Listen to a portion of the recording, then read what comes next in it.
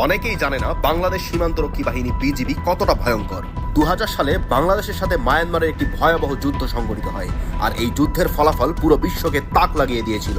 Myanmar সরকার আন্তর্জাতিক আইন লঙ্ঘন করে নাফ নদীতে একটি বাঁধ নির্মাণ করতে চাইলে বাংলাদেশ তাতে বাধা দেয়। মায়ানমার সেনাবাহিনী 2 ডিভিশন সৈন্য প্রস্তুত করে বাংলাদেশ মায়ানমার সীমান্তে, যার সংখ্যা ছিল 25,000-এর বেশি। এর জবাবে বাংলাদেশ সীমান্তরক্ষী বাহিনীর মাত্র 2500 সদস্য আক্রমণ করে তাদের উপর।